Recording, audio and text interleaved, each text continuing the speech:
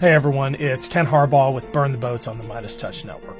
Today's conversation is with Dan Barkoff, a former U.S. Navy SEAL and the founder of Veterans for Responsible Leadership. Dan has been one of the most forceful voices out there challenging Donald Trump's fitness as commander-in-chief. I wanted to have Dan back on the show to talk about all the chatter lately coming from MAGA extremists about the possibility of civil war. Here's one of the clips Dan and I reference in the interview. Do you think we're moving towards civil war? There's tremendous passion and there's tremendous love. January 6th was a very interesting day because they don't report it properly. People in that crowd said it was the most beautiful day they've ever experienced. There was love in that crowd. There was love and unity. I have never seen such spirit and such passion and such love. And I've also never seen simultaneously and from the same people such hatred of what they've done to our country.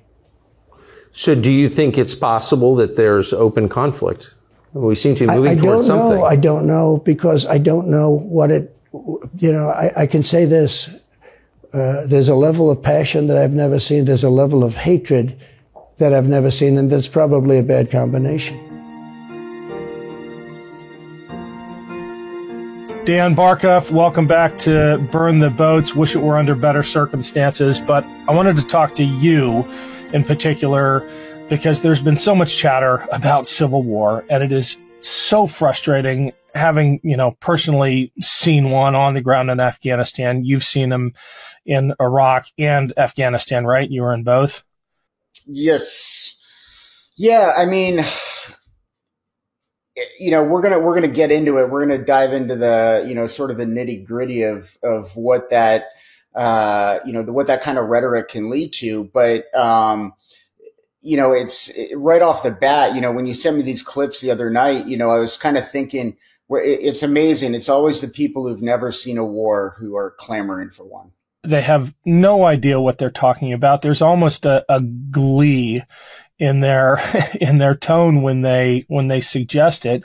And it's people who've either never been in the military or if they have done the cosplay version inside the wire.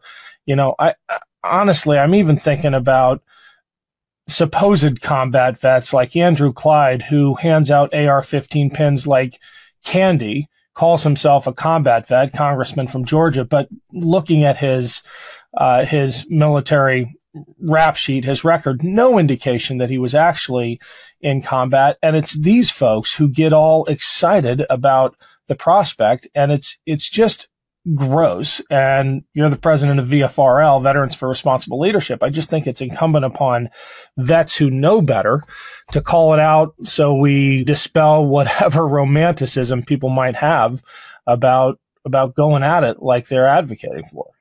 Case in point, Congressman Andrew Clyde of Georgia last week declared the insurrectionists were harmless tourists. There was no insurrection, and to call it an insurrection, in my opinion, is a bold-faced lie. Watching the TV footage of those who entered the Capitol and walked through Statuary Hall showed people in an orderly fashion staying between the stanchions and ropes taking videos and pictures. If you didn't know the TV footage was a video from January the 6th, you would actually think it was a normal tourist visit. Normal tourist visit. Now, on Friday night, photographer Tom Williams tweeted out a picture that he took, and that clearly shows Congressman Clyde, right there, second from the top left with no mask on, helping to barricade the House chamber doors in the middle of the January 6th insurrection. They have pushed furniture against the wall. You don't normally do that, with tourists around. One of the most fraught moments from that day. There's Congressman Clyde, literally on the front lines. When police officers drew their guns, look at that, to keep rioters, the people he likened to tourists, from breaking through the chamber's doors. Look at him there on the far left, screaming, yelling, okay? And it's not just us, right? Like there is, the very last of the World War II veterans are passing on, the Korean War guys, the Vietnam guys are, some of them are sort of still in positions of leadership. And but our generation is sort of coming into national leadership, whether it's elected or we're calling the shots on things like, books and movies and social issues and things like this. And we're really coming into our own, and we have this minority. It's a small minority, thank God, but it's this vocal minority who knows that they can make headlines, knows that they can get clicks if they start talking about a civil war, which is insane. It is a completely insane, not going to happen. What it really is it's shorthand for political violence. And, Ken, what I would say about a civil war, if you look at the American Civil War, right? So we're, flashback to 1859, 1860, Abraham Lincoln's elected, South Carolina, wants to secede. And in fact, they do. So let's talk about what that looked like at the time. Okay. So the American army at the time, about 10, 15 years removed from the Mexican-American War, you've got a total of about 15,000, 16,000 soldiers in the entire army. All right. So 16,000 American men under arms in 1860. Of that, about 1,200 or so are officers. And, these soldiers are scattered all across the country. I think, I was reading a while back, there were about 70, 80, sort of active army posts at the time. So there's no place in America where there's like a sizable military contingent, right? It's scattered all across, the country. And we're in a time of, maybe there's a train, but, we're really in the time of horse and buggy, right? So news travels slow. Military units travel even slower. And that's what it looks like, right? That is not what 2023, the American military looks like. So when people talk about civil war, yeah, it was possible in 1860 for a geographical slice of the country to say we're going to do our own thing. And, that's what led to that conflict, to preserve slavery in the slaveholding states. That's not possible in America today. The people who talk about civil war it's a fantasy. There will never be another civil war in America. It's not possible. The crew of the Nimitz class carriers is not intimidated by Billy Bob with his AR-15. And, so what are they really saying? What they're really saying is we are going to commit political violence in order to intimidate our enemies. That's what they're saying. Right. Let's dive deep into that, because it is, on the one hand, it's easy to dismiss the Billy Bobs with their AR-15s because they're not going to go up against the 82nd Airborne. If we can get the rights approved, I'd love to share this comedic take on that, where the military responds with a Reaper drone, right? That's not a realistic matchup. But political violence is it's not only within the realm of possibility, it is happening. You have Americans taking up arms against their neighbors, taking up arms against law enforcement. It's almost like we've become numb to it. But just a couple of examples. Last year, Ohioan, I know this because I'm from the state, shot up an FBI office and was killed. A month or so ago, a man in Utah made credible threats against President Biden. The FBI tried to serve a warrant, and he was killed. This is happening. And when we talk about civil war in that context, what we're really talking about is civil conflict. What might that look like at scale? Because we know it's not going to be two massed armies facing off a la Gettysburg or Chancellorsville. It's going to be something very different, but very dangerous to our social fabric. Absolutely. Smarter people than I have talked about this, but the worst case, the realistic worst case scenario would be something like Northern Ireland, right? In the Troubles. So, you've got, in Northern Ireland, right, in the Ulster provinces, you've got, British, it's part of the UK, right? And you've got a Catholic, a Catholic minority. You've got the IRA, which is a terrorist organization conducting terror attacks at scale. I couldn't tell you the exact numbers off the top of my head, but thousands of people over a period of decades. From the 60s, Bloody Sunday into the 80s, all the way up to the Good Friday Accords. You had pretty regular terror attacks, whether that was targeting British soldiers on the ground, whether that was targeting, and occasionally was exported to, England proper, and targeted political hits on leaders. Could something like that happen in America? I think that it could, unfortunately. And I think that what a domestic terror organization would need for that to be possible is, and this is their biggest vulnerability kind of from a tactical law enforcement angle, is they need to communicate with each other, right? And so, that was when we saw January 6th, right? The whole 1-6 committee talking about, these flashing red lights, all the kind of social media traffic about what was going to happen on January 6th was occurring sort of out in the open. I'd like to think that our federal law enforcement has, learned their lesson and is kind of monitoring those channels. But, something like that, even like a mass gathering, like a January 6th, I think is going to be really, really tough to pull off. Not a political rally per se, but a political rally that turns, it's intended to turn violent, right? The thing that keeps me up at night, the thing that's scary to me is something like the Michigan plot with Governor Whitmer. That was a really closely coordinated, some active duty military vets. They had an actual plan. They were intent on executing it.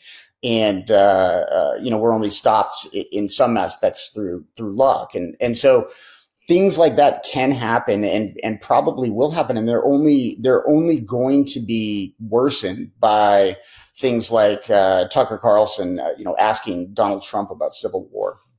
Right. With that gleam in his eye. We're going to have Kathleen Belew on soon to talk about this, but the place that our version of that would depart from the Irish version of that is in the ubiquity of guns in our country. You don't have to smuggle them around. Every wannabe insurrectionist has a basement full of them. And the advent of cell-style terrorism.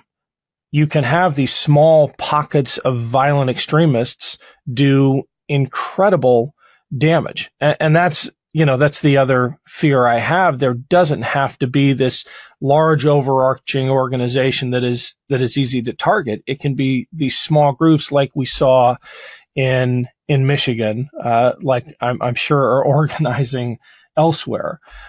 And if especially they have some cooperation within local law enforcement, that can get really, really bad. I'm thinking of the constitutional sheriff's movement. I'm thinking of those areas where you have sympathetic LEOs who are essentially covering for extremists.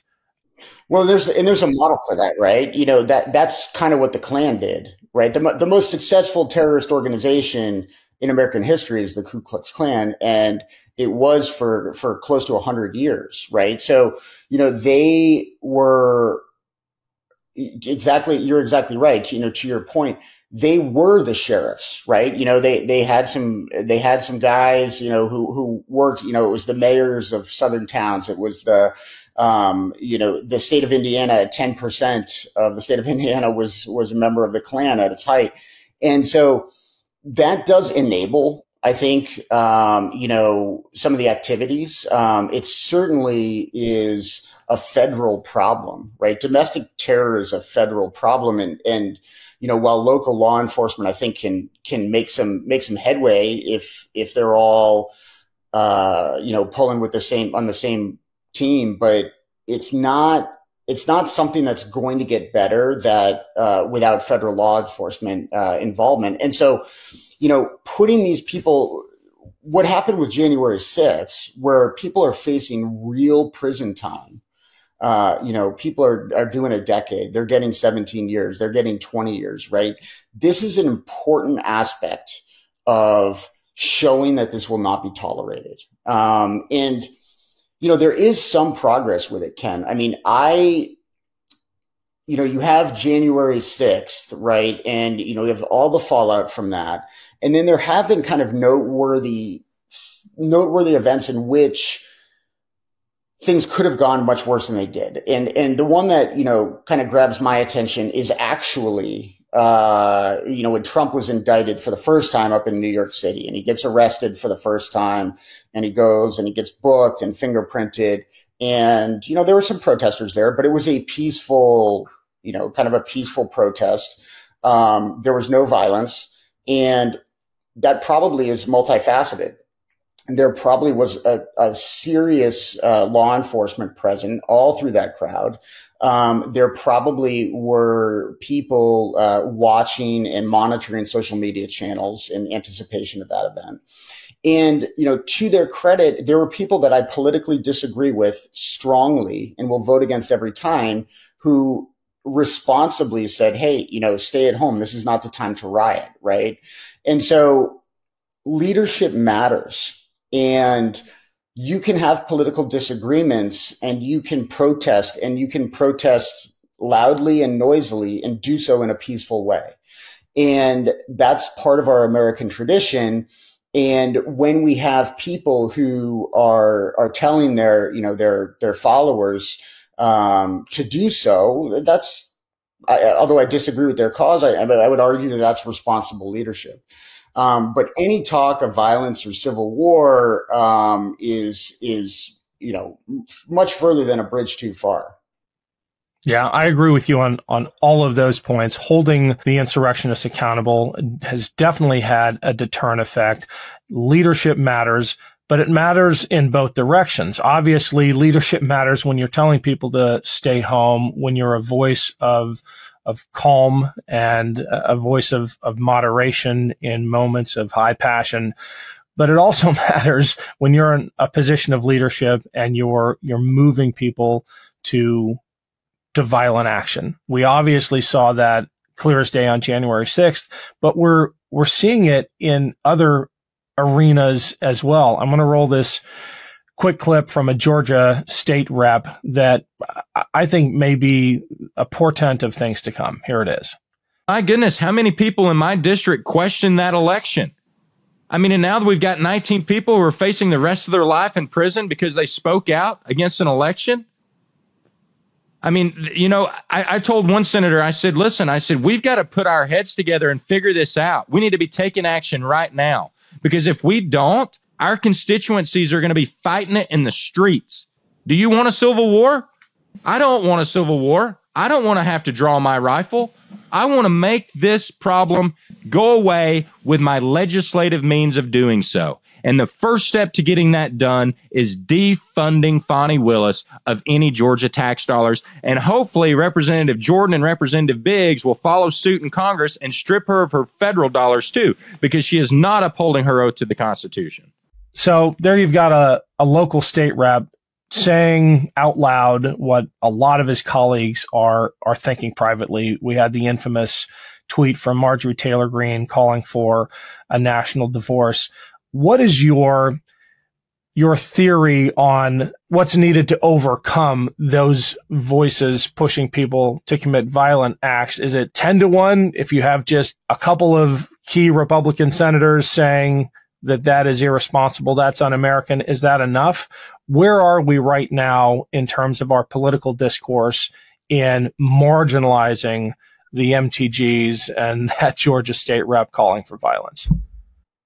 Yeah, I think it's a scary time. It's a dangerous time, but there are positive signs, right? So the rhetoric is getting cranked up because Donald Trump is running for president, right? Like that is the bottom line, is that a man who has tweeted that he wants to overturn the Constitution, the man who, for the first time in the history of our government in the history of our country prevented the peaceful transfer of power. A man who's been indicted on dozens of felonies in 4 different locations, right, is running for president. And for some reason, it's insane to me, but for some reason he's popular. And, you know, a certain cohort of the American voting populace is okay with an autocrat and is okay with turning their back on a functioning democracy and changing the rules and changing, for lack of a better term, for trying to rig the game so that their guy can win. And Donald Trump drives all of this. If you take Donald Trump out of it, this stops. Thanks for watching, everyone. We've got a quick message from our show sponsor. But first, I've got a favor to ask. Growing a show like Burn the Boats depends on you. There was a time when thoughtful interviews with interesting guests could stand on their own, but these days, the algorithm is everything. The recommendations that show up in the feeds of YouTube viewers and podcast listeners depend on the reviews that shows like this get. So please give us a thumbs up, follow this channel, and if you're up for it, please consider clicking on the link to the podcast page and leaving us a 5-star review. It makes a huge difference. Thanks. We all have busy lives these days and can't afford to waste a day stuck on the couch because of a few drinks the night before. ZBiotics is the answer we've all been looking for. ZBiotics Pre-Alcohol Probiotic is the world's first genetically engineered probiotic. It was invented by PhD scientists to tackle rough mornings after drinking. Here's how it works. When you drink, alcohol gets converted into a toxic byproduct in the gut. It's this byproduct, not dehydration, that's to blame for your rough next day. ZBiotics produces an enzyme to break this byproduct down. It's designed to work like your liver, but in your gut where you need it most. Just remember to drink ZBiotics before drinking alcohol, drink responsibly, and get a good night's sleep to feel your best the next day. The first time I tried ZBiotics was at a wedding. As instructed, I drank a bottle of ZBiotics before any alcohol. I was amazed at how good I felt the next day. Every time I have a ZBiotics before drinking, it makes such a difference the next day. Even after drinks the night before, I know I'll be able to get back to my daily routine like working out or mowing the lawn with ease. This Halloween, pair your candy and cocktails with ZBiotics to avoid a spooky next morning. Give ZBiotics a try for yourself. Go to zbiotics.com/boats to get 15% off your first order when you use BOATS at checkout. ZBiotics is backed with a 100% money-back guarantee, so if you're unsatisfied for any reason, they'll refund your money, no questions asked. Remember to head to zbiotics.com/boats and use the code BOATS at checkout for 15% off. Thank you, ZBiotics, for sponsoring this episode. Heart health and staying healthy, especially when you have a family that you want to be able to spend as much time with as possible, is so important. We all have a heartfelt reason to support our blood pressure. In fact, more than half the U.S. population would benefit from blood pressure support. SuperBeets Heart Chews are an easy and convenient way to support healthy blood pressure, and they promote heart-healthy energy. Paired with a healthy lifestyle, the antioxidants in SuperBeets are clinically shown to be nearly 2 times more effective at promoting normal blood pressure than a healthy lifestyle alone. And with over 30,000 5-star reviews and counting, SuperBeets Heart Chews are having their moment. SuperBeets Heart Chews are incredibly delicious and so much better than any alternative supplements out there. I take my SuperBeets Heart Chews each morning, and it's really kickstarted my morning routine. After taking my SuperBeets Heart Chews, I feel like I have more energy and am ready to take on the day. SuperBeets Heart Chews support healthy circulation, so you not only get blood pressure support, you also get productive, heart-healthy energy without the crash. Support your heart health with SuperBeets Heart Chews. Get a free 30-day supply of SuperBeets Heart Chews and a free full-size bag of turmeric chews valued at $25 by going to boatsbeets.com. Get this exclusive offer only at boatsbeets.com. Hi, Burn the Boats fans. I want to take a quick break to talk about our sponsor for today's show, Rhone. Men's closets are long overdue for a radical reinvention, and Rhone has stepped up to the challenge. Rhone's commuter collection represents the most comfortable, breathable, and flexible clothes I've ever found. Rhone makes it so easy to get ready for any occasion. The commuter collection offers the world's most comfortable pants, dress shirts, quarter zips, and polos.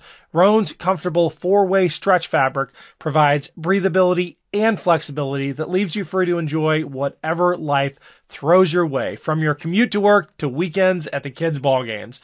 Looking good is easy with Rhone's wrinkle release technology, which makes wrinkles magically disappear, seriously, as you wear the products. It's really that easy. I don't have time between work and family and everything in between to worry about dry cleaning or ironing. With Rhone, I don't have to. I just wear and go.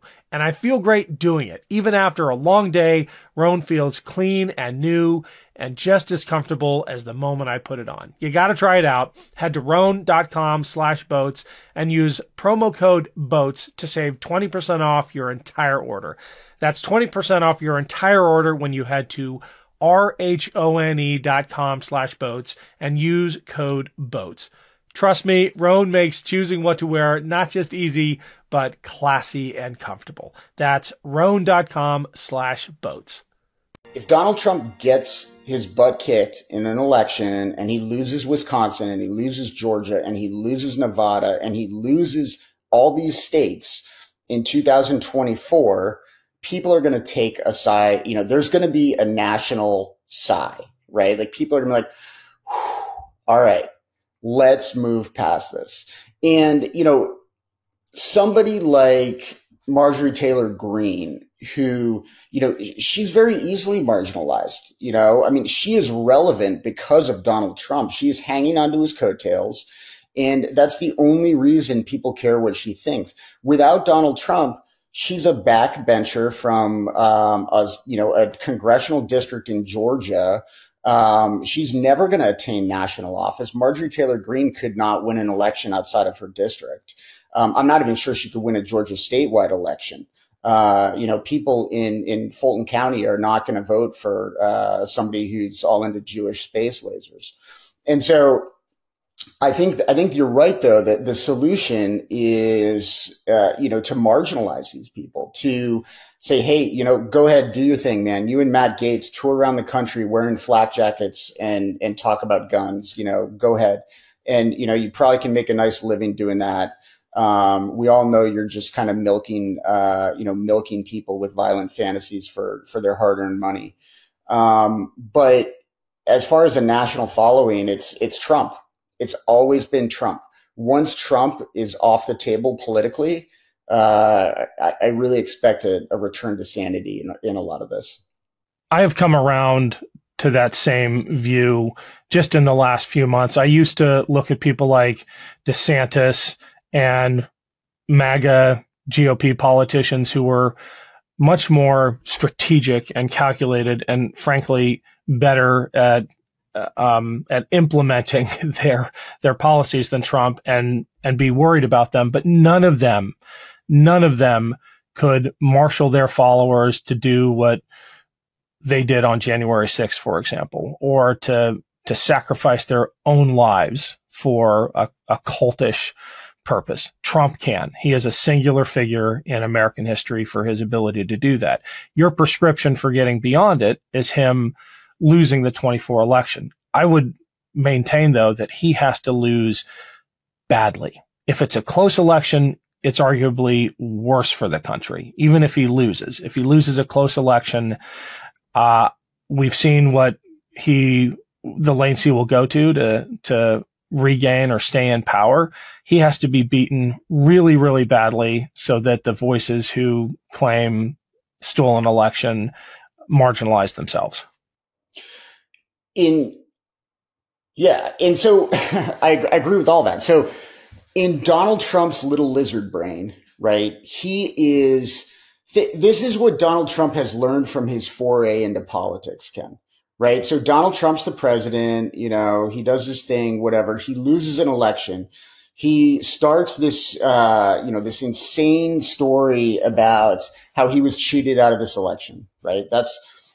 what he learned is that, number one, he can marshal an army of morons to storm the Capitol who are going to believe his bullshit, right? He can do that. He pulled that off once. He knows he can do it again. Okay. He learned then that when he was not in office, he would be indicted for the first time in his life. He was criminally indicted. I mean, arguably he's done, dozens of other crimes along the way, and he should have been indicted, but, he wasn't, it worked out for him, right? So he learned that when he gives up political power, his freedom is at risk for doing the stuff that he's always been doing, right? And so if you give Trump power back, I don't think he ever leaves, right? Like, I really don't. I mean, so nobody with half a brain is thinking that Donald Trump is going to respect the results of a 2028 election, right? I mean, he'd have, if that were to happen, he'd have served 2 terms, and, I don't think he goes quietly into the night and like sets up a library in Mar-a-Lago. He's like, no, I'm not doing that. Then I don't have the power of the presidency to legally protect me. If he comes back, he's never leaving. I really believe that. And I would challenge anyone who says I'm being, a Cassandra to make your case. But, I don't think Donald Trump leaves the White House if he ever gets access to it again. And, and further, if he's old and infirm or what have you, I mean, get ready for the Don Jr. or the Tucker Carlson regime, right? Because that'll happen. So this is, everyone always says this is the most important election, right? This is actually the most important election. This 2024 is at the top of the ticket, a choice about, are we going to continue to have a democracy? Is your vote going to continue to matter? Or are we going to have an autocracy, right? That's it. Okay. Yes, I get it, man. There's the kitchen table stuff, right? Inflation sucks. Nobody wants to pay more for a gallon of gas and a gallon of milk. There are things to disagree with Biden on. I think the way we withdrew from Afghanistan was terrible. That is not worth, by any stretch to me, burning down the house and deciding that we're going to live in a dictatorship. It's insane to me to think that this is the place we are, but trust me, folks, this is where we are. The Republicans, how many House reps signed that amicus brief, trying to throw out the votes in Pennsylvania? You've got Texas congressmen trying to throw out votes in Pennsylvania. This is insane. These are insane times we live in. And we have to beat Donald Trump in 2024. And that's going to come down to a handful of states. It's going to come down to Arizona. It's going to come down to Wisconsin. It's going to come down to Georgia. And we have to win in those states. Yeah, I want to drive home your point that this is the most important election of our lifetimes, because I've said that in past elections. I think people get tired of hearing it. But the analogy I like to draw is that we are heading towards a cliff, and every election we get closer to it. And every election becomes the most important election of our lifetimes until we figure out how to hit the brakes, how to realize that danger is fast approaching, and change course. This is absolutely the most important election of our lifetime. What is VFRL, Veterans for Responsible Leadership, doing in preparation for 2024?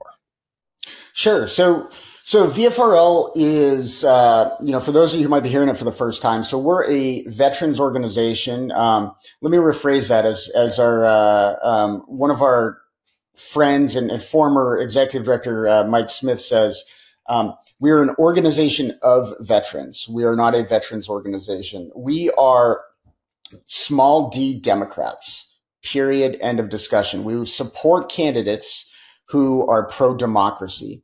Now, in 2024, we are de facto big D Democrats because of that.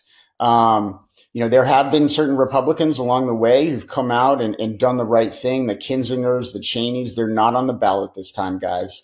This is an election in which you must vote blue if you care about democracy.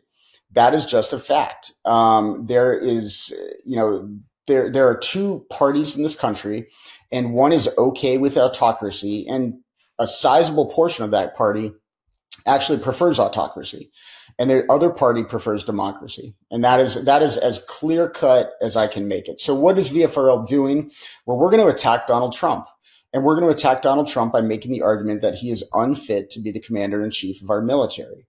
We're going to talk about leaving top secret documents all over your shower in Mar-a-Lago, which you or I or anyone who's ever held a security clearance knows that they would be sitting in Leavenworth right now if they had done the same thing.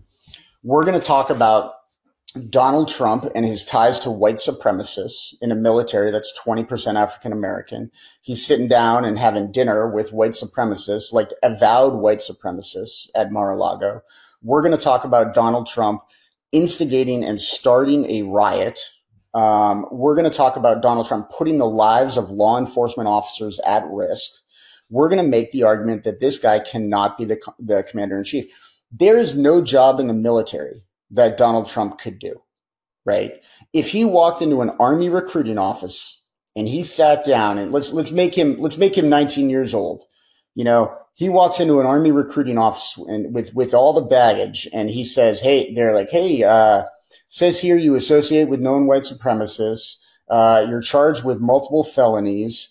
You are going to you've had access to top secret documents, and you've not stored them appropriately, and have never accounted for why you wanted these documents in the first place. You know, what can you do in the military, right?"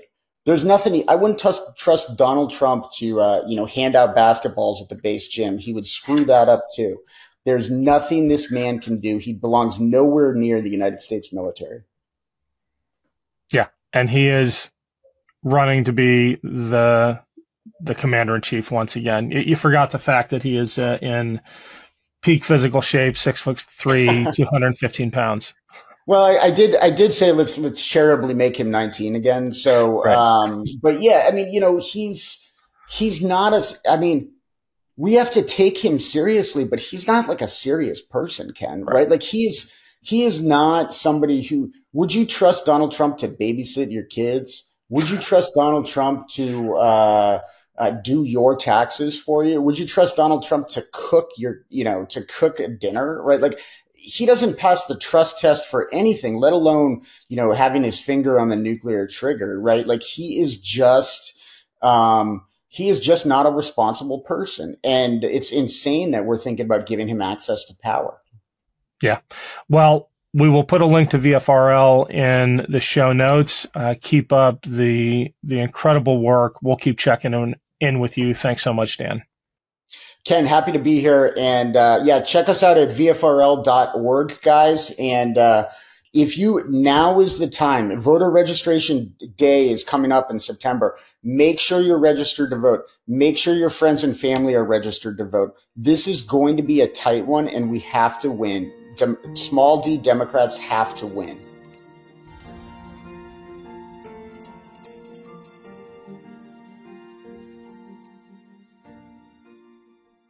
Hey Meidas Mighty, love this report? Continue the conversation by following us on Instagram @MeidasTouch to keep up with the most important news of the day. What are you waiting for? Follow us now.